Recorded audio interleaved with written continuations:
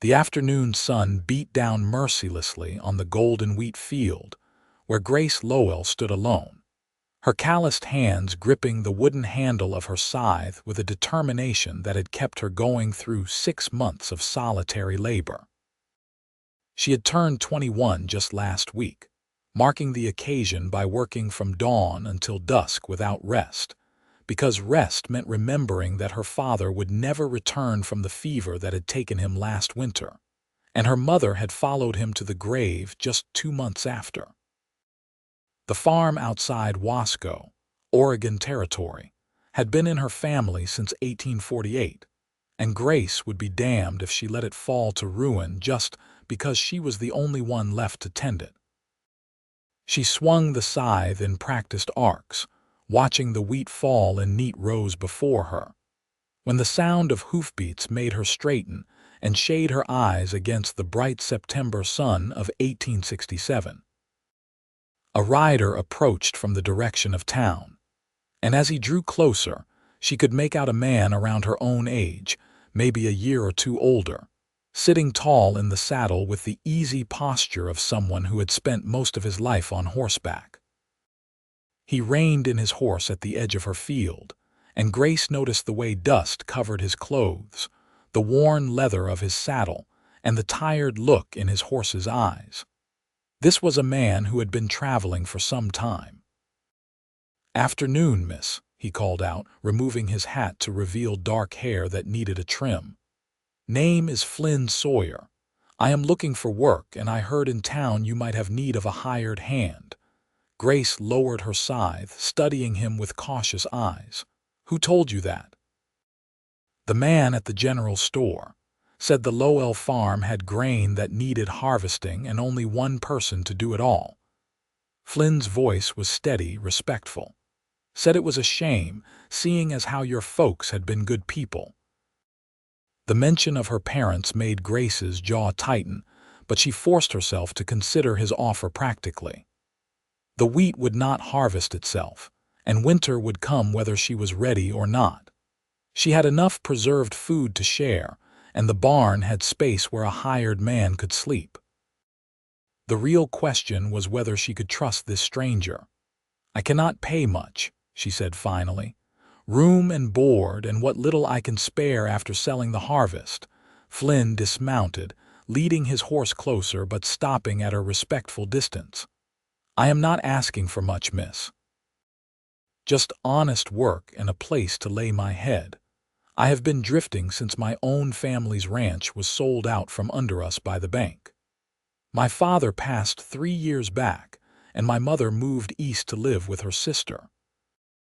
I have been working my way through Oregon Territory ever since, taking whatever jobs I can find."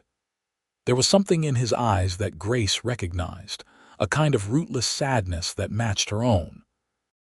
She made her decision quickly, the way her father had taught her to do when dealing with hired help. "You can start now if you are willing," she said. "There is another scythe in the barn, and we have about 4 hours of good light left. I will show you where you will be sleeping after sunset." Flynn nodded once, efficiently tying his horse to the fence post and following Grace to the weathered red barn that stood between the house and the fields. She showed him where the tools were kept, and he selected a scythe with the practiced eye of someone who knew his way around a farm. They walked back to the field together in silence, and Grace was surprised to find it was not an uncomfortable quiet. They worked side by side as the sun moved across the sky, falling into a natural rhythm. Grace had been working alone for so long that she had forgotten how much faster the work went with 2 sets of hands.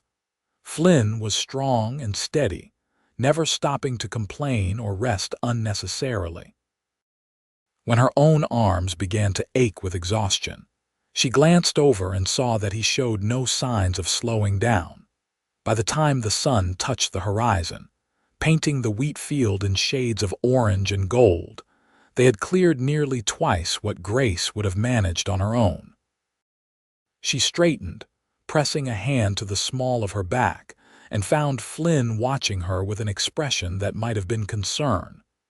"You work hard for someone who has been doing this alone," he said quietly. "I work hard because I have no choice," Grace replied, her voice sharper than she intended. Then, forcing herself to soften, she added, "But thank you. For the help, I mean. I will show you where you can wash up, and then there is dinner." The house was small but well built, with 2 bedrooms, a main room that served as both kitchen and living space, and a cellar where Grace stored her preserves and root vegetables.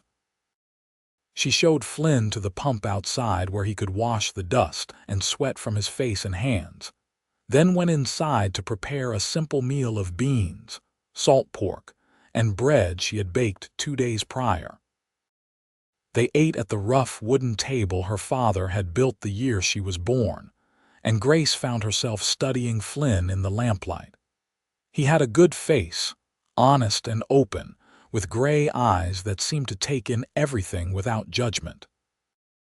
When he caught her looking, she quickly turned her attention to her food.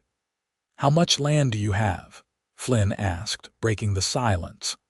60 acres total, 40 in wheat, the rest divided between the vegetable garden, pasture for the animals, and the land where the house and barn sit.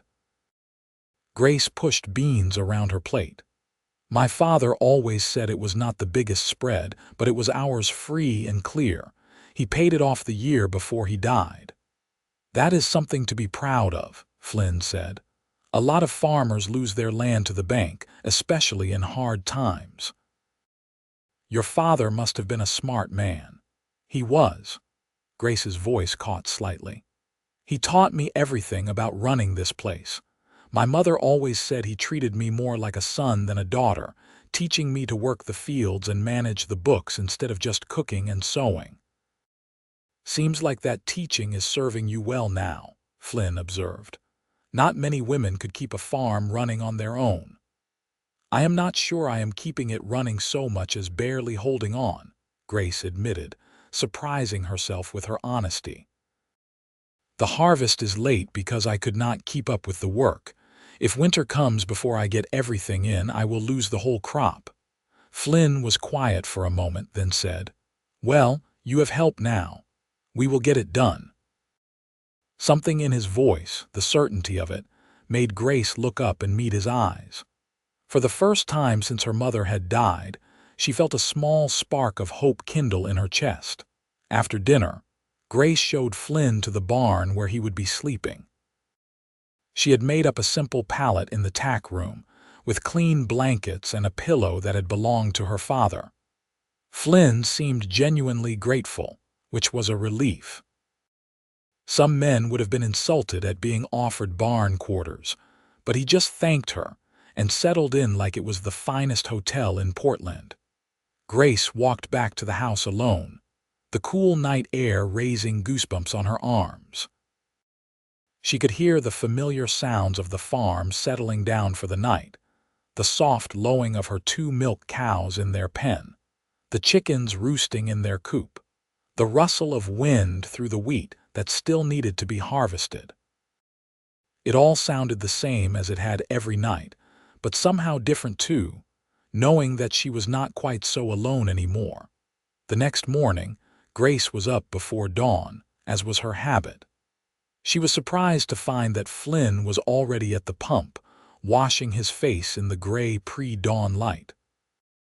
He looked up when he heard her approach and offered a small nod of greeting. "Figured we should get an early start," he said. "The earlier we begin, the more we can get done before the heat of the day."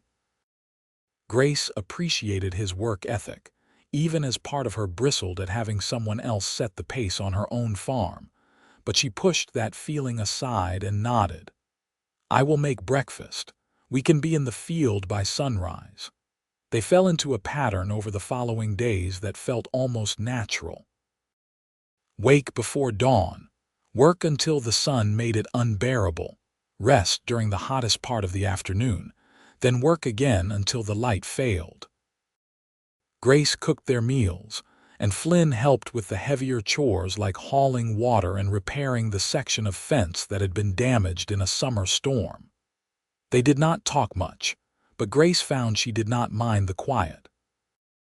Flynn's presence was steady and undemanding. Unlike the few other hired men her father had employed over the years, who always seemed to fill every silence with unnecessary chatter. 2 weeks into Flynn's tenure on the farm, they were working near each other in the wheat field when Grace noticed dark clouds gathering on the horizon. September in Oregon Territory could bring sudden storms, and she knew they needed to get as much grain cut and bundled as possible before the rain came. "Storm coming," she called to Flynn, who straightened and followed her gaze. "We have maybe 2 hours," he said, assessing the clouds with a practiced eye. 3 if we are lucky." They worked with renewed urgency, their scythes flashing in the dimming light as the clouds rolled closer. Grace could feel the electricity in the air, that particular tension that came before a big storm, and her heart pounded with a mixture of exertion and worry. If the rain came before they could get the cut wheat under cover, it would rot in the field. The first drops began to fall just as they finished bundling the last of the wheat they had cut. Together, they hauled the bundles to the barn, racing against the downpour that was now beginning in earnest. By the time they got the last bundle under cover, they were both soaked through, hair plastered to their heads and clothes clinging uncomfortably to their skin. Grace leaned against the barn wall, breathing hard, and started to laugh. She could not help it. The absurdity of it all, the exhaustion and relief and simple physical discomfort, bubbled up inside her and came out in peals of laughter that echoed in the barn. Flynn stared at her for a moment like she had lost her mind. Then he started laughing too, a deep, genuine sound that made Grace laugh even harder. They stood there in the barn, dripping wet and exhausted, laughing like a pair of fools while the rain pounded on the roof above them. When the laughter finally subsided, Grace wiped her eyes and said, "We should get into dry clothes before we catch our deaths." Flynn nodded, still smiling. "That was close." "Too close," Grace agreed, "but we made it." As she ran through the rain to the house, Grace realized it was the first time she had laughed, really laughed, since her mother died. The thought sobered her, but it did not completely erase the small warmth that had settled in her chest. The storm lasted 3 days, during which they could not work in the fields. Flynn spent the time repairing equipment and reinforcing the barn roof where it had started to leak. Grace caught up on mending and cooking, and found herself watching Flynn work through the window more than she probably should have. There was something appealing about the way he moved, economical and sure, never wasting motion or energy. He treated her tools and equipment with respect, as if they were his own, which she appreciated. On the evening of the second day, they sat in the house playing cards by lamplight while rain continued to drum against the windows. Grace had found her father's old deck, and Flynn had suggested a game to pass the time. They played for matchsticks since neither of them had money to spare, and Grace discovered that Flynn had an unexpectedly competitive streak.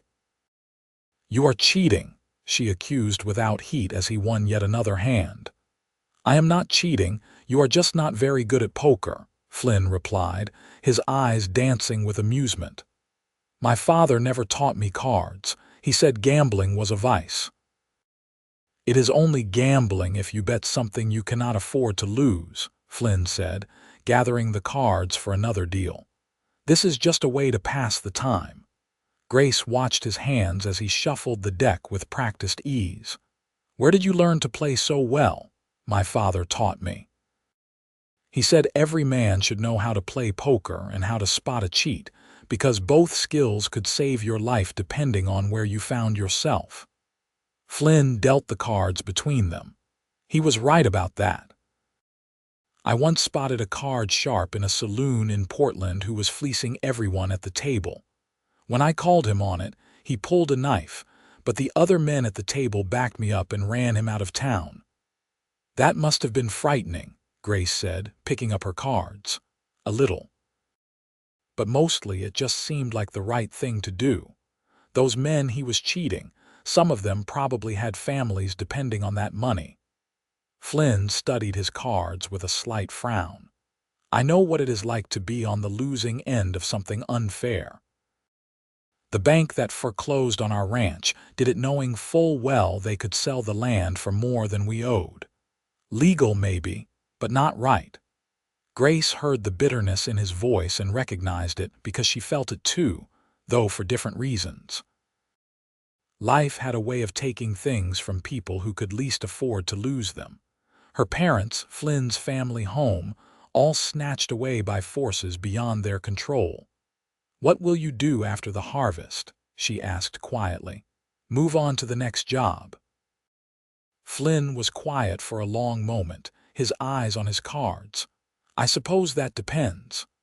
"On what?" He looked up then, meeting her gaze directly. "On whether I am wanted here." The words hung in the air between them, weighted with meaning that Grace was not quite ready to examine. She felt heat rise in her cheeks and looked down at her cards, suddenly unable to meet his eyes. "The harvest will be done in another month if the weather holds," she said, deflecting. "I will need help getting everything to market, and then there is the autumn planting to consider." "So you are saying you might have worked through the winter?" Flynn's voice was carefully neutral, giving her an out if she wanted to take it. Grace took a breath, then met his eyes again. "Yes, if you are willing to stay, I am willing to keep you on." Something that looked like relief crossed Flynn's face. "I would like that." They went back to their card game, but something had shifted between them, a subtle change that made Grace more aware of Flynn's presence, of the sound of his breathing and the way the lamplight caught in his hair. It was not an unpleasant feeling, but it was unsettling in its newness, like standing on the edge of something high and unknown. When the storm finally broke on the fourth day, they returned to the fields with renewed determination. The rain had beaten down some of the wheat, making the work harder, but they pressed on. Grace found herself acutely aware of Flynn's presence in a way she had not been before. She noticed the way he sometimes paused to watch her work, the slight smile that touched his lips when he thought she was not looking, the careful way he handed her tools or helped her over rough ground. October arrived with crisp mornings and brilliant blue skies. The aspens in the nearby foothills turned gold and orange, and geese flew overhead in great V formations, honking their way south. Grace and Flynn worked steadily, and slowly the wheat field transformed from a sea of golden grain to neat stubble dotted with shocks of bundled wheat waiting to be threshed. One afternoon, they were loading the wagon with wheat bundles to take to the barn for threshing when Flynn suddenly stopped and looked at Grace with a serious expression. "I want to thank you," he said. Grace paused, a wheat bundle in her arms. "For what?" "For trusting me. For giving me work when you had no reason to believe I would not just rob you and run off in the night." He set down the bundle he was holding. "I know you took a risk hiring me, a stranger with nothing but the word of the man at the general store to vouch for me. That means something." Grace felt her cheeks warm. "You have more than earned your keep. I could not have done this without you. Still, I wanted you to know I appreciate it. This is the first place I have felt like I could stay a while since I lost my family's ranch." Flynn's gray eyes were earnest. "The first place that has felt anything like home." The word hung between them, sweet and terrifying. Grace realized she had been thinking of the farm differently too, now that Flynn was here. It was less of a burden to be shouldered alone and more of a place that could be shared, a home rather than just a house and some land. "I am glad you stayed," she said quietly. It was as much as she could manage, but from the way Flynn's face softened, it was enough. They finished loading the wagon in comfortable silence, and Grace realized that somewhere in the past month, She had stopped thinking of Flynn as a hired hand and started thinking of him as something more, though she was not quite ready to put a name to what that something was. The threshing took another 2 weeks of hard work. They set up the threshing floor in the barn, laying down canvas to catch the grain, and took turns swinging the flail to separate the wheat kernels from the chaff. It was dusty, exhausting work that left them both coated in fine particles of wheat and chaff, but there was a deep satisfaction in watching the pile of clean grain grow larger each day. On the evening they finished the threshing, Grace tallied up the total yield and allowed herself a smile. It was not as much as her father would have harvested, but it was respectable, more than enough to see her through the winter with plenty to sell at market. For the first time since her parents died, she felt like she might actually be able to keep the farm running. "We did it," she said, looking up from her figures to find Flynn watching her from across the table. "We really did it." "You did it," Flynn corrected gently. "This is your farm, your wheat. I just helped." "You did more than just help. If you had not shown up when you did, I would have lost most of the crop to the weather." Grace closed the account book with a decisive thump. "Tomorrow we will take the first load to the grain merchant in Wasco. I want you to have a full share of whatever we make." Flynn shook his head. "That was not our agreement. Room and board and a small wage, that is what we settled on. Our agreement was made when I was desperate and you were willing to work for almost nothing," Grace said firmly. "But you have worked as hard as any partner, not a hired hand. You deserve more." They argued about it for a while, but eventually Flynn agreed to accept a larger share, though not as much as Grace wanted to give him. She suspected he was being stubborn out of principle, but she appreciated his integrity even as it frustrated her. The trip to Wasco the next day was crisp and clear, perfect weather for the hour-long wagon ride into town.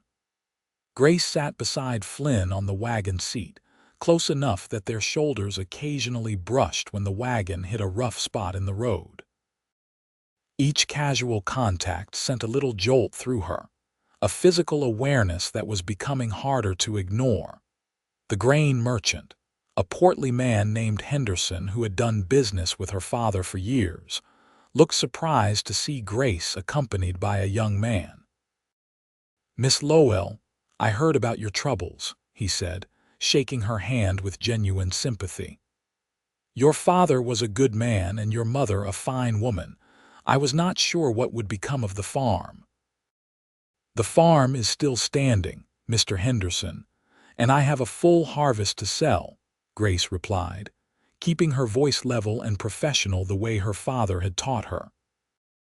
Henderson examined the wheat, testing the kernels between his teeth and running his fingers through the grain to check for moisture and chaff. Finally, he nodded. "Good quality, as always from the Lowell farm. I will give you the standard rate, same as I gave your father." They negotiated for a few minutes, Grace holding firm on her price while Henderson tried to talk her down. In the end, she got what she wanted, and they shook hands on the deal. Henderson's men would come out to the farm over the next few weeks to collect the grain, and Grace would be paid as each load was verified and weighed. As they drove out of town with the empty wagon rattling behind them, Grace felt a weight lift from her shoulders. She had done it. She had brought in the harvest and secured a buyer, and she had enough money now to make it through the winter with a little left over for seed come spring. "You drive a hard bargain," Flynn observed, a note of admiration in his voice. Henderson did not know what hit him. Grace laughed. "My father always said the first price offered was never the right one. You had to push a little, let them know you could not be taken advantage of just because you needed the sale." "Smart man, your father. He was." Grace glanced at Flynn. "What were your parents like?" Flynn was quiet for a moment, his eyes on the road ahead. "My father was tough but fair. He taught me to work hard and keep my word no matter what. My mother was softer, but she had a spine of steel when she needed it. She tried to hold onto the ranch after my father died, but the drought that year killed half our herd, and we could not make the loan payments. I am sorry, Grace said quietly. It is not right what happened to your family. No, it is not, but I am learning that life rarely is. Flynn's voice held a weariness that came from hard experience. All you can do is keep moving forward, try to find something worth working for. Grace thought about that as they rode in silence for a while. What was she working for? At first, it had just been survival, keeping the farm because it was all she had left of her parents. But lately, especially with Flynn here, she had started to imagine something more. A future that was not just about holding on but about building something new. As the weeks passed and autumn deepened into early winter, Grace and Flynn settled into the rhythm of farm life. They harvested the vegetable garden, putting up preserves and storing root vegetables in the cellar. Flynn repaired the roof on the chicken coop and reinforced the barn doors against the coming cold.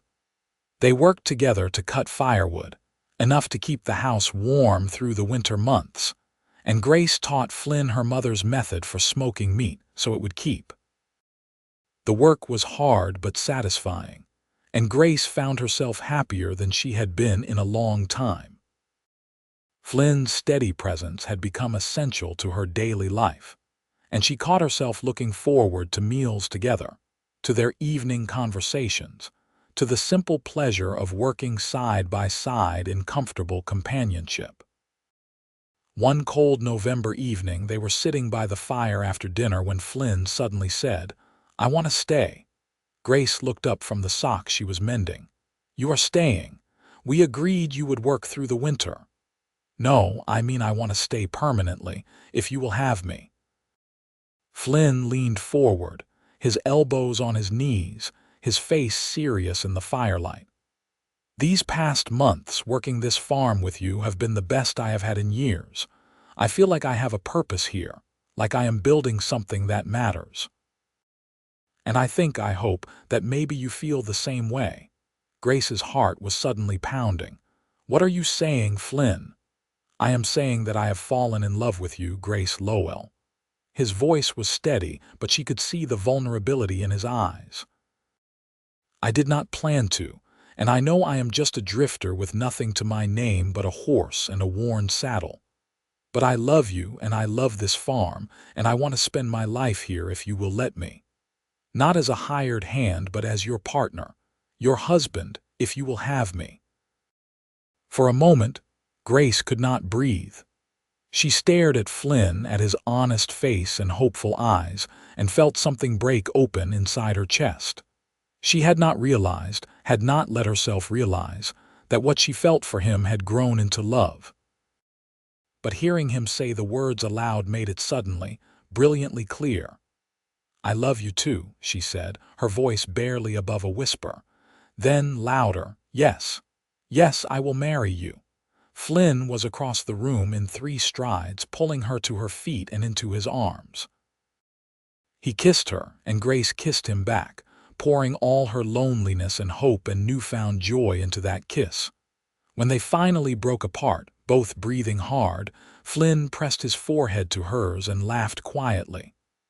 "I was so afraid you would say no," he admitted. "How could I say no? You have been beside me through everything. You stayed when you could have left. You worked as if this farm was your own. How could I not love you?" They were married in Wasco 3 weeks later in a small ceremony at the church, with only a handful of people in attendance. Grace wore her mother's best dress, altered to fit her, and Flynn wore a new shirt purchased especially for the occasion. The Reverend's wife stood as witness, along with Henderson, the grain merchant, and his wife, who had known Grace since she was a child. As they exchanged vows in the small wooden church, Grace felt her parents' absence keenly, wishing they could be there to see this moment. But she also felt their presence in a way, as if they were watching and approving. Flynn had the kind of solid character her father would have respected, and her mother would have loved his gentle way of looking after Grace without trying to control her. They returned to the farm as husband and wife, and that night Grace moved Flynn's belongings from the barn to the house, to the bedroom that would now be theirs. It felt strange at first, sharing her space with someone after so many months alone, but it was a good kind of strange, like coming in from the cold to find a fire already burning. Winter settled over the farm with a blanket of snow that turned the world quiet and white. Grace and Flynn spent the short daylight hours doing necessary chores, tending the animals and hauling firewood, and the long evenings inside by the fire, talking and planning for the spring planting. Flynn proved to be good company, with a dry sense of humor that made Grace laugh and a thoughtful way of listening that made her feel heard and valued. They celebrated Christmas simply, with a small evergreen tree that Flynn cut from the woods, and a dinner of roast chicken with all the trimmings Grace could manage. They exchanged small gifts, a new hat for Flynn that Grace had sewn in secret, and a beautiful leather-bound journal for Grace that Flynn had ordered from Portland. "For keeping track of the farm," he explained. "Your father's account books are almost full, and I thought you should start a new one." A new book for a new beginning. Grace traced the embossed cover with her fingers, touched by the thoughtfulness of the gift. "It is perfect, thank you." That night, lying in bed with Flynn's arm around her and the wind howling outside, Grace felt a contentment she had not known was possible. Her life had been so full of loss and struggle, but now, impossibly, she had found happiness again. She had found love. January brought deep cold and snow that drifted against the barn walls. They had to dig paths each morning to reach the animals, and Grace worried constantly about the livestock staying warm enough. But Flynn had reinforced the barn well, and the animals weathered the cold without trouble. One bitter evening when the temperature had dropped below freezing and the wind made it feel even colder, they huddled close to the fire and Grace said, "Tell me about your family's ranch. What was it like?" Flynn was quiet for a moment, staring into the flames. "It was bigger than this place, maybe 150 acres, most of it grazing land for cattle. My father had built it up from almost nothing, starting with just a few head of cattle and a piece of land the government was practically giving away to anyone willing to work it. By the time I was old enough to help, we had a good-sized herd and a reputation for quality stock. It must have been hard to lose it," Grace said softly. "It was, but being here, building this farm up with you, it helps. It feels like I am doing what my father taught me to do, working the land and making something of it." Flynn looked at her, his eyes warm.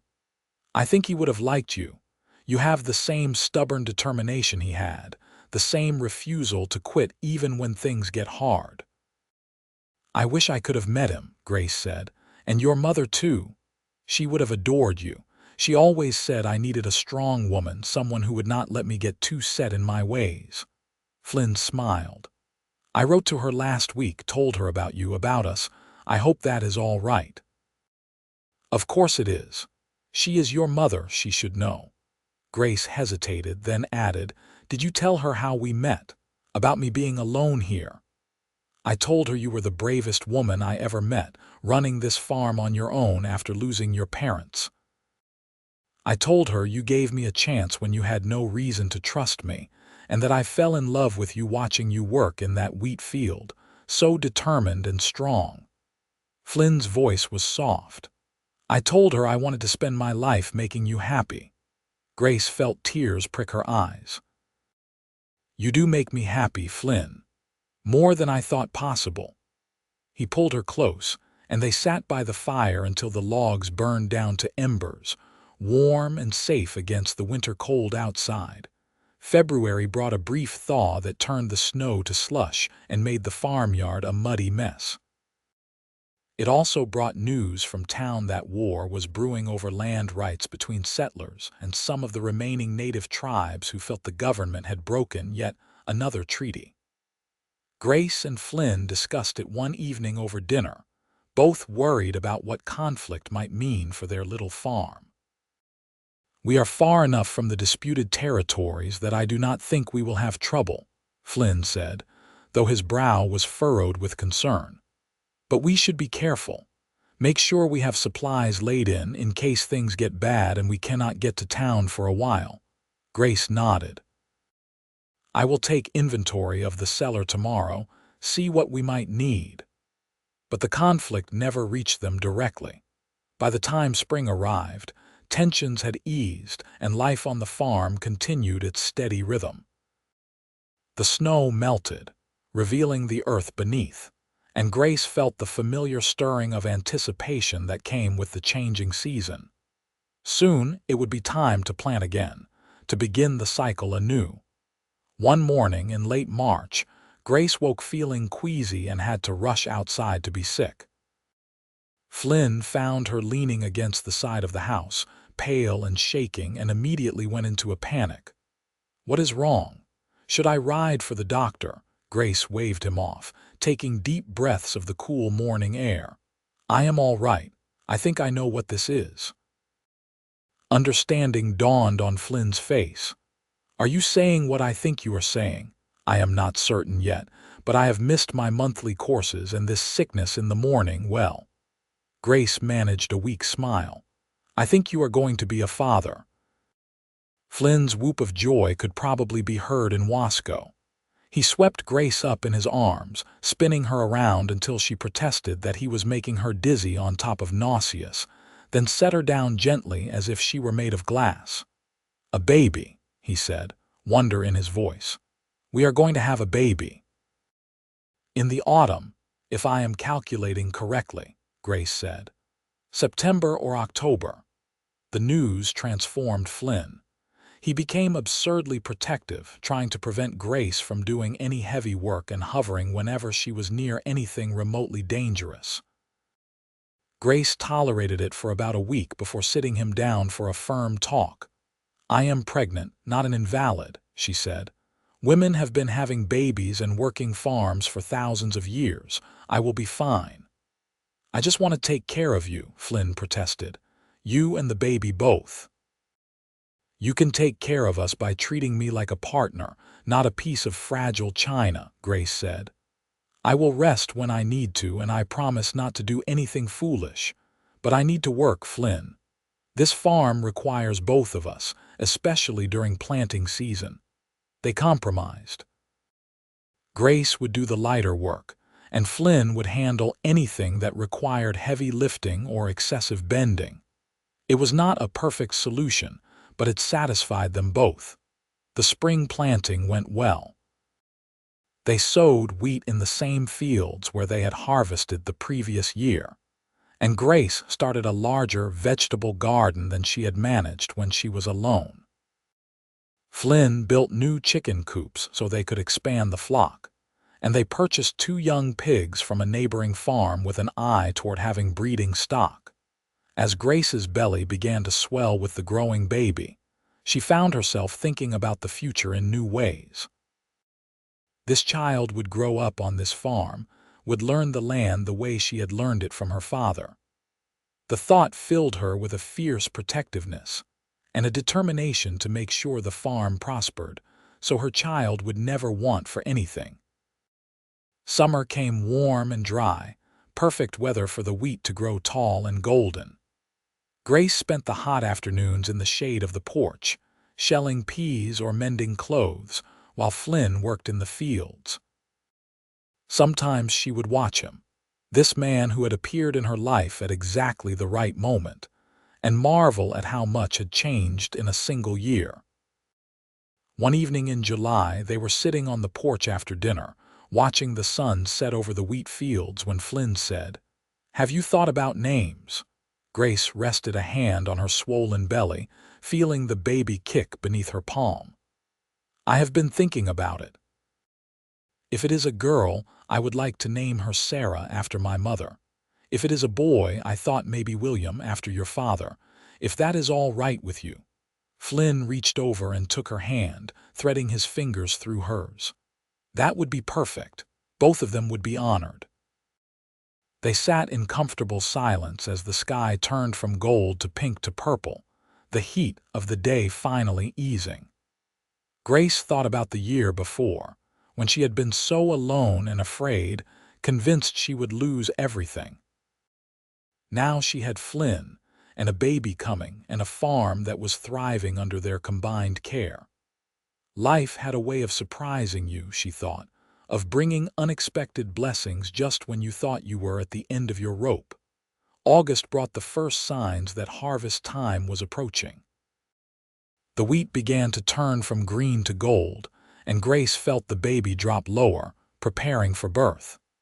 She moved slowly now, her back aching from the extra weight, but she was determined to help with the harvest as much as she could. Flynn had other ideas. "You are staying in the house," he said firmly one morning when Grace suggested she could at least help with the bundling.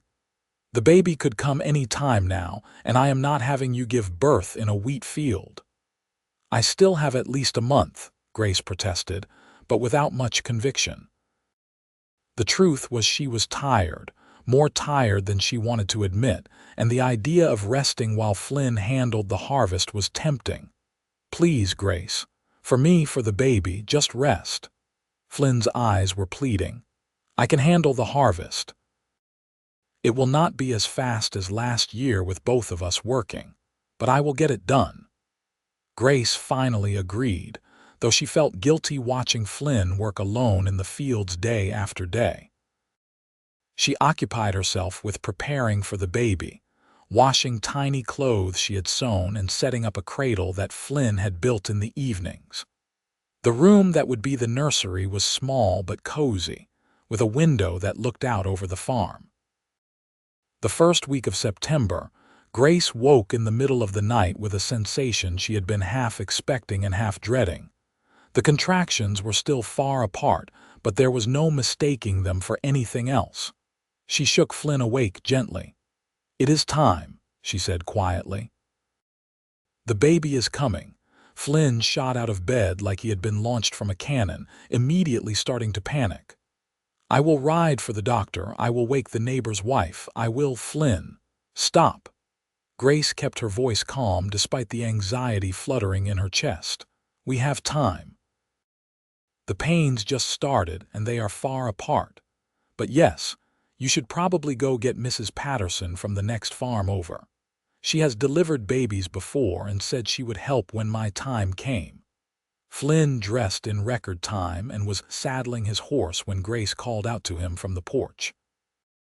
"And Flynn, do not panic. I am going to be fine." He rode off into the pre-dawn darkness, and Grace went back inside to prepare. She had clean linens ready and water heating on the stove, following the instructions Mrs. Patterson had given her a month ago. The contractions were getting closer together now, and stronger, but they were still manageable. Mrs. Patterson arrived within the hour, a capable woman in her 40s who took one look at Grace and nodded approvingly. "You are doing well, dear. First babies usually take their time. Let us get you comfortable and see how things progress." The labor lasted through the morning and into the afternoon. Flynn paced outside for most of it, occasionally sticking his head in to check on Grace before being shooed away by Mrs. Patterson. Grace tried to stay calm, focusing on her breathing the way Mrs. Patterson instructed, but as the hours wore on and the pain intensified, she found herself crying out more frequently. "You are doing wonderfully," Mrs. Patterson encouraged. "Not much longer now, I can see the baby's head." And then, with a final overwhelming wave of pain and effort, the baby was born. Grace heard the cry, that first piercing wail that announced new life, and felt tears stream down her face. "It is a boy," Mrs. Patterson announced, quickly clearing the baby's airway and wrapping him in clean blankets. "A healthy, strong boy." She placed the baby in Grace's arms, and Grace looked down at her son's red, wrinkled face with a love so fierce it took her breath away. He had Flynn's nose and dark hair, and when he opened his eyes briefly before screwing them shut again to cry, she saw they were a deep blue that might turn gray like his father's or brown like hers. Flynn burst into the room the moment Mrs. Patterson gave permission, his face white with worry until he saw Grace sitting up in bed, tired but smiling, holding their son. He crossed to them in 2 strides, sitting carefully on the edge of the bed and reaching out to touch the baby's impossibly tiny hand. "He is perfect," Flynn whispered, his voice thick with emotion. "You are both perfect. Meet William Flynn Sawyer," Grace said softly. "Our son." Flynn leaned down to kiss Grace's forehead, then very gently kissed the baby's downy head. "Thank you," he said. "Thank you for him, for everything." "I love you so much." "I love you too," Grace replied, leaning against Flynn's shoulder, exhausted but happier than she had ever been. Mrs. Patterson stayed for a few more hours to make sure both Grace and the baby were doing well, teaching Grace how to nurse and showing Flynn how to change diapers, which he approached with the same serious determination he brought to everything else. Before she left, she made them promise to send for her if anything seemed wrong, but assured them that both mother and baby appeared healthy and strong. The next few weeks passed in a blur of sleepless nights and constant feeding.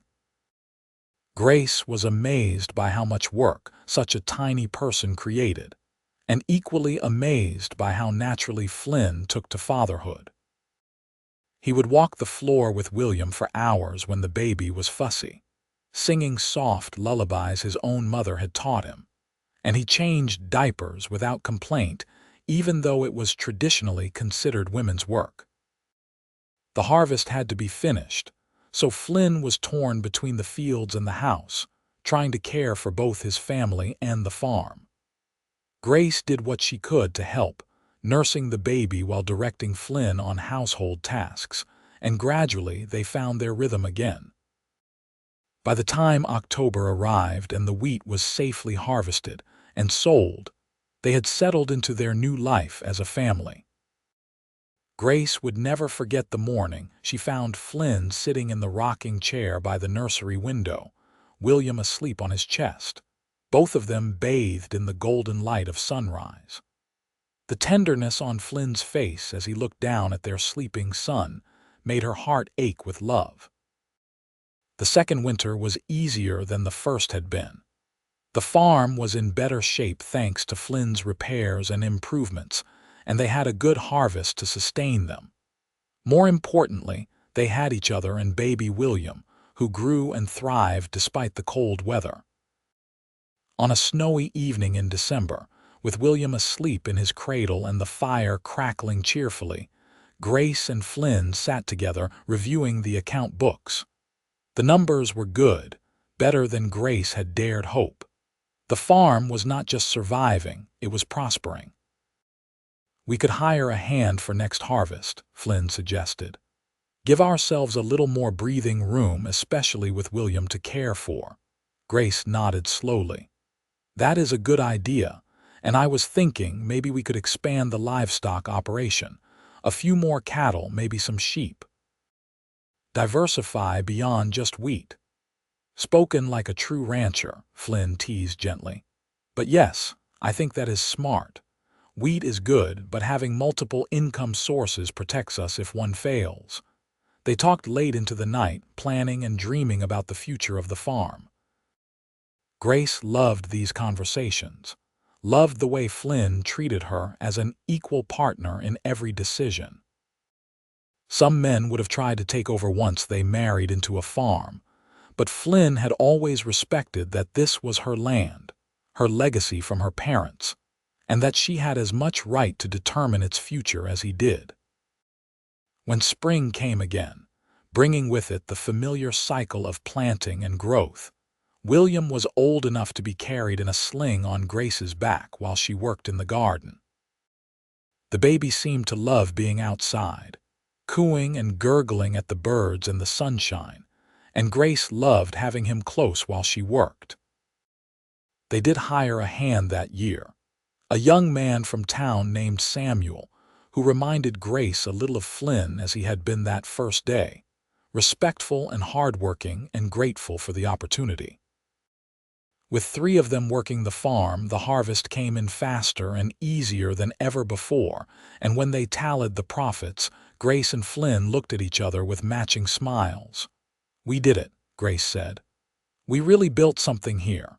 "We did," Flynn agreed. "Your parents would be proud." Grace thought about her mother and father often, especially when she watched Flynn with William, teaching their son to pet the horses gently, or showing him how seeds grew into plants. She wished desperately that they could have met their grandson, could have seen how the farm they built had not only survived but thrived. But she also felt, deep in her heart, that they knew somehow, that they were watching and approving of the life she and Flynn had created. William's first birthday was celebrated with a small party. Mrs. Patterson came with her husband, and Samuel, the hired hand, joined them for cake that Grace had baked special. William, oblivious to the significance of the occasion, was more interested in smashing his piece of cake than eating it, which made everyone laugh. That night, after their guests had left and William was asleep, Grace and Flynn stood on the porch looking out over the farm. The wheat was growing tall in the fields, the garden was flourishing, and the livestock were healthy and content. It was a far cry from the desperate situation Grace had been in 2 years ago when she was trying to bring in the harvest alone. "You ever regret it?" Grace asked suddenly. "Staying here instead of moving on to something else?" Flynn turned to look at her, surprised by the question. "Never, not for a single moment. This is exactly where I want to be with you and William. This is home." "Good," Grace said, leaning into his embrace. "Because I cannot imagine doing this without you."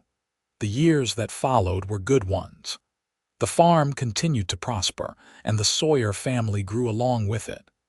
2 years after William was born, Grace gave birth to a daughter they named Sarah, after Grace's mother. Sarah had her mother's brown eyes and a personality that was equal parts stubborn and sweet. 3 years after that came another son, Henry, who looked like a perfect blend of both his parents. The house was filled with noise and laughter now, with children running through the rooms and playing in the yard. Grace and Flynn added onto the house to make room for the growing family, and Flynn built a new, larger barn to accommodate their expanded livestock operation. William grew into a serious boy who loved working alongside his father in the fields, already showing the same dedication to the farm that Flynn and Grace shared. Sarah was a whirlwind of energy who preferred the garden and the chickens to the larger animals, and she had a green thumb that surpassed even Grace's. Henry was still small enough to spend most of his time toddling after his older siblings, trying to keep up with whatever game they were playing. On a warm summer evening when William was 7, Sarah 5, and Henry 2, the family sat together on the porch after dinner. William was pestering Flynn with questions about the wheat harvest. Sarah was carefully examining a flower she had picked from the garden, and Henry was falling asleep against Grace's shoulder. "Tell us again how you and Papa met," Sarah said suddenly, looking up from her flower. She loved hearing the story and asked for it frequently. Grace and Flynn exchanged a smile. "I was harvesting grain alone," Grace began. "It was September and I was worried I would not get the crop in before winter, and then one day a cowboy rode up to my field. That was Papa." Henry piped up, not quite asleep after all. "That was your Papa," Grace confirmed, "and he asked if I needed help." "And you hired him," William added. He had heard this story many times too. "I did, and he worked beside me through the whole harvest." Grace looked at Flynn, love shining in her eyes. And then he stayed through winter and spring and summer and every season after that. Because he loved you, Sarah said with the confidence of a child stating an obvious fact. Because I loved her, Flynn agreed, reaching over to take Grace's free hand. And because this farm became my home and then our home and now it is your home too. Will we always live here? William asked. He was at an age where the future was starting to become real to him, a thing that could be planned for and shaped. I hope so, Flynn said. Someday this farm will be yours, all three of you. You will take care of it the way your mother and I have taken care of it, the way your grandfather Lowell took care of it before us. It is your heritage, your legacy. Grace watched her children absorb this information, saw the pride in William's face and the wonder in Sarah's. Even little Henry seemed to understand in his toddler way that something important was being said. Later that night, after the children were all in bed, Grace and Flynn lay together in the darkness of their room, the windows open to let in the cool night breeze. "Do you remember what you said to me that night you proposed?" Grace asked quietly. "You said you felt like you had a purpose here, like you were building something that mattered." "I remember," Flynn said. "I was thinking today about how much that feeling has grown. We have built so much more than I ever imagined. Not just the farm, but this family, this life. It matters so much, Flynn. What we have created here matters." Flynn pulled her close, kissing the top of her head. "It does. And it all started because you were brave enough to trust a stranger, and because I was lucky enough to find you." Grace thought back to that September day when Flynn had ridden up to her wheat field, dusty and tired and looking for work. She had been so alone then, so afraid that she would lose everything. Instead, she had gained more than she had ever dreamed possible. "I was harvesting grain alone," she whispered. "And then I was not alone anymore. You worked beside me and stayed every season." "Every season," Flynn repeated softly. "For the rest of my life, every season." The years continued to pass, marked by harvests and plantings, births and deaths, joys and sorrows. They lost their oldest milk cow to age, and cried together over the animal that had been part of the farm since Grace's father's time. They celebrated when William won a ribbon at the county fair for his prize pumpkin, and when Sarah successfully raised a litter of kittens from the barn cat. They weathered a drought that made one summer particularly difficult, and rejoiced when the autumn rains finally came. Flynn's mother came to visit when William was 9, making the long journey from the east to meet her grandchildren. She was a small, strong woman who embraced Grace like a daughter and spent 2 weeks spoiling the children and sharing stories about Flynn's childhood. Before she left, she pulled Grace aside and said, "Thank you for making my son so happy. I had worried about him for so long, drifting and alone. But you gave him roots again, gave him a home and a family. Thank you." Grace's eyes filled with tears as she hugged her mother-in-law. "He gave me just as much. I could not have kept this farm without him. I could not have built this life without him." The farm continued to grow and prosper. They added a small orchard of apple and pear trees, and Flynn built a proper smokehouse for preserving meat. Samuel, the hired hand, eventually married and moved on to start his own farm, and they hired another young man to replace him. The farm was big enough now that it needed the extra help, especially during planting and harvest seasons. When William turned 14, he started taking on more significant responsibilities, working alongside Flynn as a true partner rather than just a helping child. Grace could see her father in William sometimes, in the way he moved through the fields with confident purpose, in the care he took with the equipment and animals. It made her heart ache with love and pride. Sarah, now 12, had developed a talent for cooking and baking that surprised everyone. She started selling her preserves and baked goods at the market in Wasco, and the extra income was welcome. She had Grace's business sense and her grandmother Sarah's gentle way with people, a combination that served her well. Henry, at 9, was showing signs of being the dreamer of the family. He loved the farm, but he also loved books and learning and was already talking about maybe becoming a teacher someday. Grace and Flynn encouraged all their children to find their own paths, even if those paths eventually led away from the farm. On the 10th anniversary of their wedding, Flynn surprised Grace with a beautiful new brass bed that had been shipped all the way from San Francisco. It replaced the simple bed frame that had been in the room since Grace's childhood, and Grace cried when she saw it, touched by the gesture. 10 years, Flynn said, pulling her into his arms. 10 years of marriage, 11 years since I showed up in your field asking for work. Best decision I ever made. Best decision I ever made too, Grace replied. Hiring you, marrying you, building this life with you, all of it. They renewed their vows privately that evening, just the two of them standing in the wheat field at sunset, holding hands and promising again to love each other through all the seasons to come. The children watched from the porch, Sarah with her romantic heart clearly moved by the gesture, William trying to hide that he was touched, and Henry simply happy to see his parents so obviously in love. When William turned 18, a young woman from town started appearing at the farm with increasing frequency. Her name was Emma, and she was the daughter of the schoolteacher. Grace watched her son falling in love with the same mix of joy and melancholy that all parents feel when their children start to leave the nest. He is going to ask her to marry him, Flynn said one evening, watching William and Emma walk together by the creek that ran along the edge of the property. I know, Grace said, and she will say yes.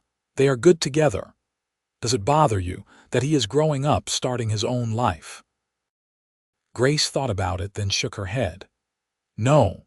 A little sad maybe, but not bothered. This is what we raised him for, to be a good man who could build a life of his own. I am proud of him.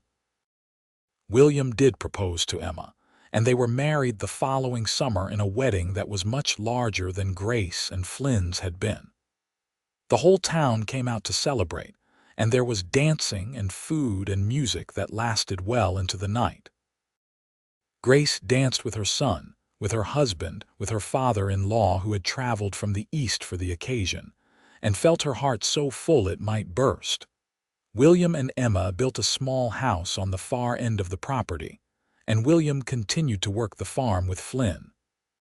Sarah was courted by a young lawyer from Portland who visited Wasco on business, and though she loved him, she made it clear that she was not leaving the farm. He surprised everyone by agreeing to move to Wasco and open a practice there, just to be near Sarah.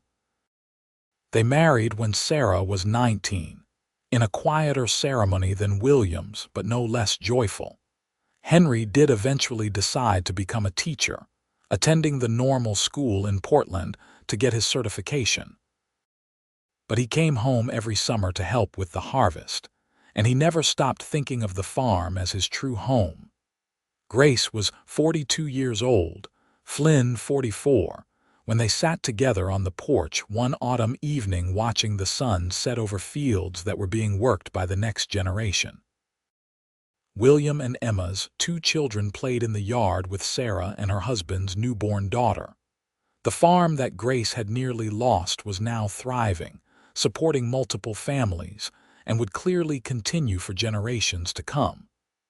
You ever think about that first day? Grace asked Flynn. When you rode up to my field, all the time, Flynn said. I think about how desperate I was for work, for a place to belong, and I think about how brave you were, taking a chance on a stranger. Everything good in my life came from that moment. I was so afraid, Grace admitted. Afraid I would lose the farm, afraid I could not do it alone, afraid of trusting you. But I am so glad I was brave that one time because you are right. Everything good came from that moment." They sat in comfortable silence for a while, watching the children play and the sun sink lower on the horizon. Grace thought about all the seasons that had passed since that September day when she was harvesting grain alone. Spring plantings and summer growth, autumn harvests and winter rest, over and over in an endless cycle that was both routine and miraculous. "I love you," she said suddenly, turning to look at Flynn. His hair was starting to show gray at the temples now, and there were lines around his eyes from years of squinting into the sun. But to her, he was as handsome as the young man who had ridden up to her field all those years ago. "I love you too," Flynn replied, taking her hand and bringing it to his lips. "Every season for all my seasons, that is my promise to you." "And mine to you," Grace said softly. As the sun finally dipped below the horizon, and the first stars began to appear in the darkening sky, Grace Sawyer, formerly Lowell, looked out over her farm and felt nothing but gratitude. For the land her father had built, for the courage her mother had shown her, for the stranger who had become her husband and partner and the love of her life, for the children and grandchildren who would carry on their legacy. She had been harvesting grain alone, and then she had not been alone anymore. Flynn had worked beside her and stayed every season, and together they had built something beautiful and lasting. The farm would go on, the wheat would grow and be harvested. The seasons would turn as they always had and always would. But most importantly, the love that had started in a wheat field on a September afternoon would continue, passed down through generations, a legacy as valuable as the land itself. And that, Grace thought, was the best harvest of all.